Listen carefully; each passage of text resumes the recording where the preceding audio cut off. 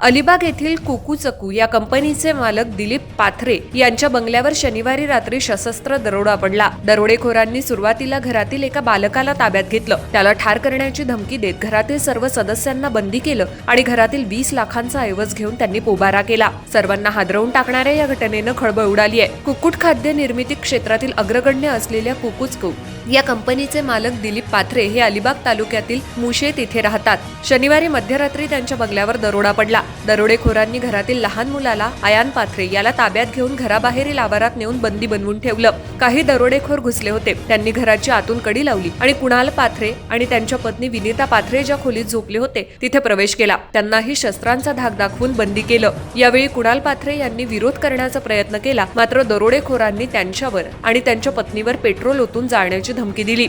दरोडेखोरांनी हळूहळू घरातील सर्व सदस्यांना शस्त्राचा धाक दाखवून उठवलं। दिलीप पाथरे आणि त्यांच्या पत्नी माधवी पाथरे यांनीही प्रतिकार करण्याचा प्रयत्न केला असता झटापटीत माधवी पाथरे यांच्या हाताला चाकू लागून त्या जखमी झाल्यात, तर दिलीप पाथरे यांनाही मारहाण करण्यात आली। तसंच त्यांच्यावर पेट्रोल ओतण्यात आलंय।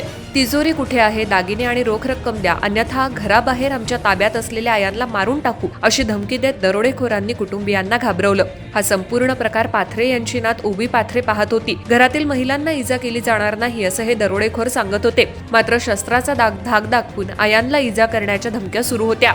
आयान दरोडेखोरांच्या ताब्यात असल्यानं पाथरे कुटुंबानं घरातील दागिने आणि रोख रक्कम असा सुमारे 20 लाख रुपयांचा ऐवज दरोडेखोरांच्या हवाली केला। मात्र रक्कम कमी असल्याचं सांगत दरोडेखोरांनी घराचं तळघर दाखवण्यास भाग पाडलं। घरातील छायाचित्रांची तोडफोड करून त्यांनी सर्वत्र शोध घेतला, मात्र अधिक काही हाती लागलं नाही। शेवटी मिळालेली रक्कम आणि ऐवज घेऊन दरोडेखोर फरार झाले। दरोडेखोर पसार झाल्यानंतर दहशतीत असलेल्या पाथरे कुटुंबियांनी स्वतःला कसबस सावरत अलिबाग पोलीस ठाण्याशी संपर्क साधला। पेट्रोलिंगवर पोलीस पथक तातडीनं घटनास्थळी पोहोचले। त्यानंतर तपास पथक आणि पोलीस निरीक्षक किशोर साळे, जिल्हा पोलीस अधीक्षक आचल दलाल यांनी घटनास्थळी भेट देऊन कुटुंबियांचं सांत्वन केलं। फॉरेन्सिक पथकानं तपास केला असून दरवाजा मागे अडकवलेली कटावणी जप्त करण्यात आली आहे। या कटावणीवर असलेल्या पांढऱ्या कागदावर इंग्रजीत DLR असे शब्द लिहिलेले आढळून आलेत। सीसीटीव्ही फुटेजमधील वाहन क्रमांकाच्या आधारे पोलिसांनी दरोडेखोरांचा शोध सुरू केलाय।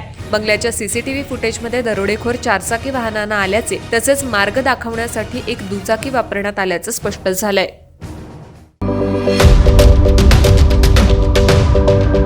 यूट्यूबवर सुद्धा रायगड टाइम्स सर्च करा आणि पहा रायगडच्या कानाकोपऱ्यातील प्रत्येक बित्तम बातमी।